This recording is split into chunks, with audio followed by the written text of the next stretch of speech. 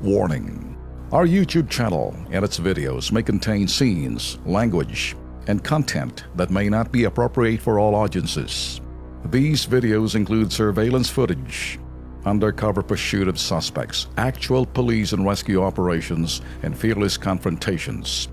If you do not approve of the content, please do not watch our videos. If you wish to continue, we strongly advise that you proceed with caution. Viewers' discretion is advised. Pag hindi ho namin mili ang kilos pronto ng mga sumbong, lalo na maliit o malaki, pang-aabuso. Pero kami ho'y hangad lang ho namin ang katotohanan. Sa bawat sumbong, kinakailangan tingnan ho natin kung totoo o hindi. Tulad nitong sumbong ng pang-aabuso, dinulog ho sa programa ho ng Kilos Pronto, isang suspect ng pagnanakaw, bugbog sarado daw sa Pulis Marikina. Eto, panoorin nyo. Bakas pa sa hita ang mga pasa ng isang 24 anyos na si Beljun de la Serna.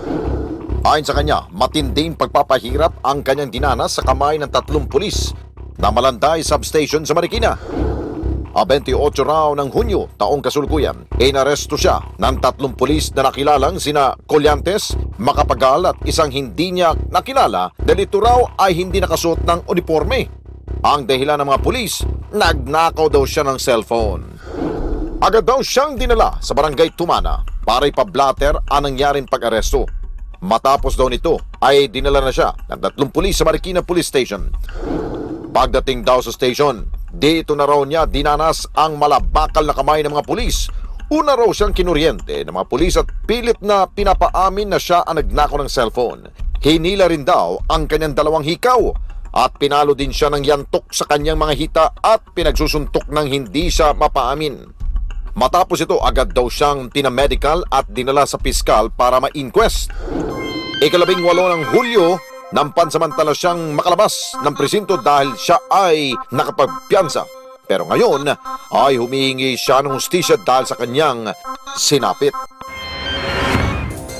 Okay, diretso muna tayo. Kasama kasi natin ngayon dito, ano? Beljun. Si Beljun. Ay, kung tatanong ko lang, diretsahan, ano? So, ikaw kalalaya mo lang. Opo. Sa Marikina Marikina City Jail po. City Jail. So, okay. Pero wala pa rin akong makitang dahilan para ikay torture o bugbugin ng ganyan.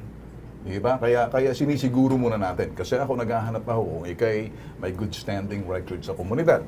Although inamin mo kanina, sabi mo na kalalaya mo lang. Hindi pa rin tama yung ganyan ang gagawin sa'yo. Pero nasampang ka ng kaso. Opo. Okay, sige. Para mabigyan ng agarang ito'y aksyon dito, makakausap natin si Police Chief Superintendent Roger Quesada, Chief of Marikina PNP. Sir, magandang hapon, Chief Superintendent. Sir, good afternoon po. Senior Superintendent lang po. Senior lang. Okay, sige. Okay. Sir, ito lang sa akin lang. Sir, meron hong lumapit sa amin dito. Umamin naman daw siya, sir, na siya'y laya lang sa Marikina City Jail at siya daw ay inakusahan, nagnakaw ng cellphone. Kaya lang, sir, ipinakita niya ho sa amin ang torture ho sa kanyang mga paa, binugbog. Although nasampahan ho siya ng kaso, sa mga ganitong klaseng sitwasyon, sir, kami hinahanap ho namin katotohanan. Gusto ko lang procedural aspect. Tama ho ba ang isang suspect na kinakailangan dadanas ho ng bugbog or ito naman ay pahirapan ng ating mga pulis, sir? Parang ganun hong dating sa inyong... Sir, wala po tayong pinapayagan na po na mga ganyan po na sa sinasabi nga po na pag-torture. Alright. Kasi sir, para sa amin, dumulog ho sa amin, nakikita ho ngayon kung kayo'y nanonood ng Kilos Pronto, live ho tayo sa PTV4, kasama ho natin si Erwin Tulfo, si Alex Santos, Ben Tulfo Huto. Yes, Nakita dito ho, pinakita niya ho talaga ito ho. Although may kasong sinampan na sa iyo, no? Theft.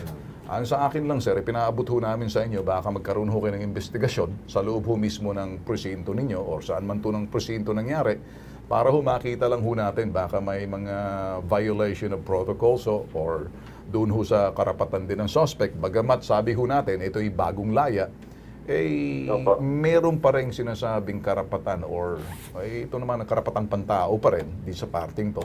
Baka pwede ho natin matingnan to, sir.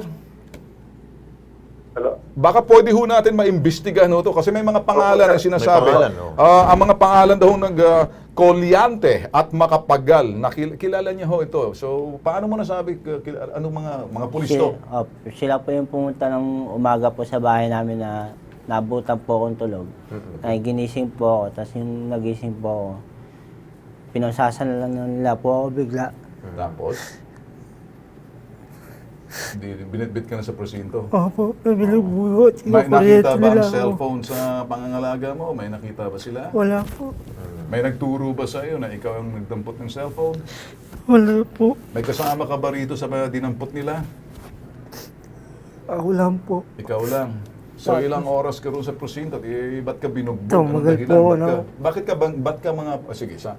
ka parang pinadal ka kung anong ginawa sa'yo? Ano bang dahilan? Ikaw ba yung lumaban? Ano? Hindi po. Pilit po nila akong pinapaamin sa akin yung kaso pinapaamin. po na hindi ko naman po ginawa. Sir, ito lang ho, pinaabot na lang ho namin. Magiging neutral ho kami rito, sir, ano? With due respect. Kaya lang ho siguro dapat makaabot sa inyo. Baka hindi natin nakikita sa ibaba. Pero we need to have a full investigation ho rito. Yung violation of protocol ho, tsaka yung mga karapatan din ho ng suspect. Bagamat ito ho'y bagong laya at nakaabot na ho sa amin, pwede ho ba natin maimbestigan? May tao ba kayong Kolyante at Makapagal? Diyan sa, anong presinto to? Tumana po. Tumana Station ho ay Tumana po. Kolyante at Makapagal. Kung nakikinig man ho, ito ba yung mga pulis? O Opo. baka naman mga striker lang to? PO1 po. PO1 si... SPO1. Parehas pong PO1. Parehong Makapagal po PO1 sa- daw ho ito. Mga bagong... yung mga PO1 pa lang sir. Mga loko-loko na. Pag umabot na to siguro ng SPO... Pa-investigan po natin. Sige sir, ilalapit ho namin sa inyo. Kami naman ho sir, naghahanap lang ho tayo ng katotohanan. Dito ho, wala ho kaming pinipiling sumbong. Mas maganda ho nakakaabot sa inyo para mag-imbestiga ho kayo. Ha? Tol. Yung sa amin lamang, Colonel, sir. Si Erwin Tulfo po ito, sir. Ano po? Sir, magandang hapon po. Oo. Tama po yung sinasabi ni Tolben. Neutral ho kami rito. Pero ang punto lang ho kasi natin, sir, kaya ano pa man ang record ng tao nakaraan, ha? Siguro, mindset Tolben, paring Alex Hotel, galing kulungan ito. Oo.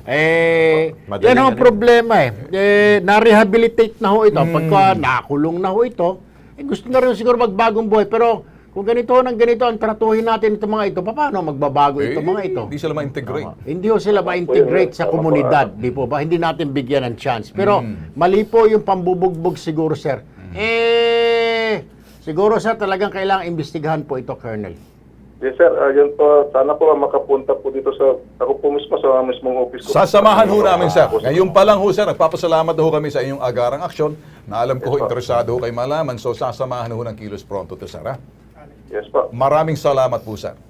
Thank you po, sir. Thank you po. Maraming salamat. Okay, sasamahan ka namin dito, okay? Make sure na yung mga magagaling na mga Presinto investigators bukas, samahan ka namin sa samahan. opisina ni Colonel. Okay? Salamat po.